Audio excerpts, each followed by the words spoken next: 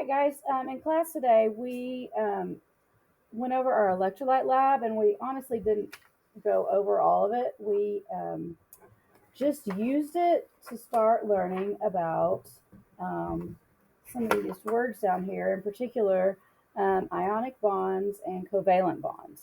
Okay, and these vocabulary words are posted to Google Classroom, by the way. A lot of them are important. And we tested these different properties like melting point, solubility, and conductivity in order to determine which substances had ionic and which substances had covalent bonds.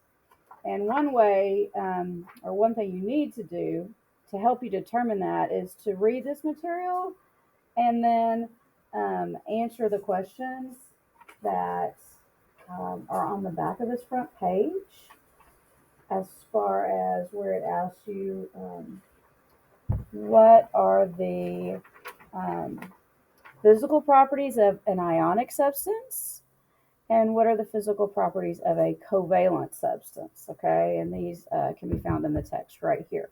Okay, and so overall, let's just start out with talking about types of bonds. Okay, so when we have bonds, there are two types we learned about. They are covalent and ionic, right? So covalent and ionic. And um, covalent, we look at just the word parts. The prefix co means with or together. And valence is this from valence, right? So valence electrons. So those are these outer electrons. Okay. So together outer electrons, that doesn't really make a lot of sense. But basically, what happens is those outer electrons of of atoms come together and they share electrons. Okay, so in a covalent bond, there are shared electrons. Okay, and that's how you represent an electron, E negative there.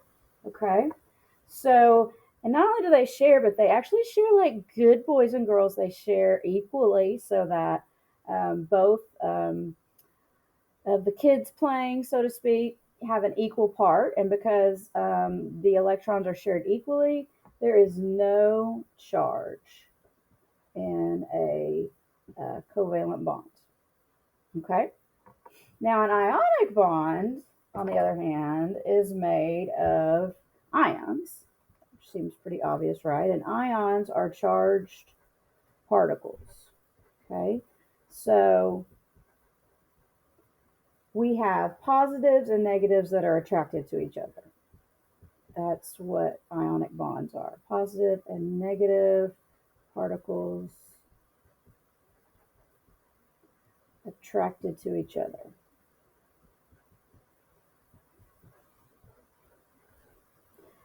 So if you think about it, which do you think would be a stronger bond, if you had to guess? One in which there are nice and congenial sharing of electrons, or one in which positive and negative particles are attracted to each other. Well, you probably guessed that the ionic bonds are stronger. These are the strongest bond, and that's because of that attraction between the positive and negative uh, particles. So, when we think about our lab and we go back and start wondering and analyzing what we got, um, the strongest bond, which one do you think would be the substance that would be the hardest to melt? Well, that would be the one with the strongest bond, right? The particles don't want to come apart. And that was substance B because it never melted. Okay, it was number 3 in this paper. And so our guess right now is that it's going to be ionic. Okay, and we're going to see if we can confirm that in some other ways quickly.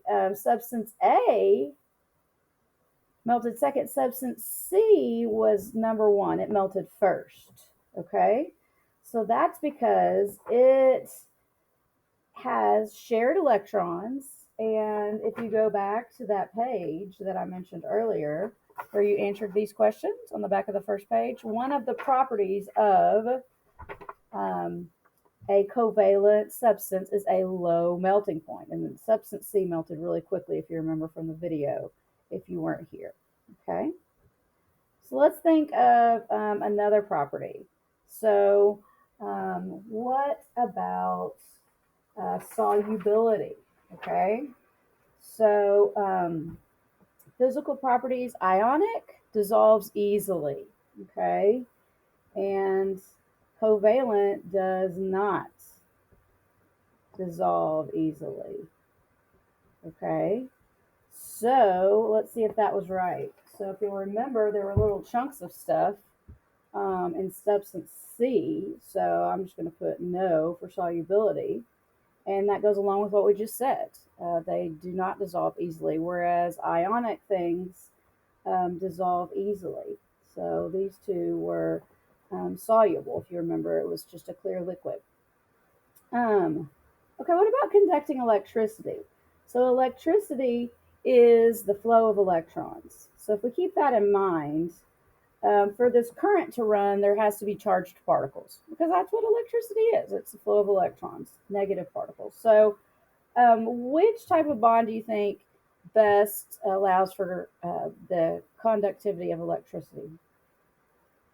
And as you probably guessed, that's an ionic bond. Okay, so if you look at your chart, which one conducted the best?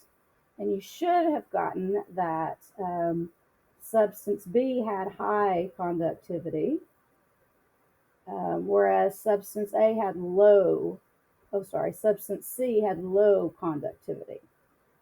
Okay, and so this again goes along with the idea that if there are ions, then that electricity is going to be able to move between those positive and negative particles very easily, whereas covalent, remember, has no charge. So it's going to have low conductivity. Okay, so when we talk about the pure substance, so I put the conductivity meter in each of these actual substances, and none of them conducted electricity on their own, and that's because they were not dissolved in water. Okay, and water brings us to our last category. So what's that middle category? It's right here. It's polar covalent. Okay, so it's really, I guess it's a third type. The main two types are definitely covalent and ionic, but we do need to briefly discuss polar covalent. And if you look back at your definitions on the front or on Classroom, the word polar means partial. Okay, so there's a partial charge. Some of you guys wrote down that one end was positive and one end was negative, and that's exactly right. So, for example, in a water molecule, the oxygen end is negative and the hydrogen end is positive. And I have a video that I'm going to post that is going to explain why that is. And the reason that there's a partial charge is because, unlike these nice covalent bonds, why is there a partial charge? It's because there is unequal sharing. All right. So oxygen is basically hogging the electrons that it is sharing with hydrogen. Okay, so that's a basic overview of the types of bonds, and this is notes page 59.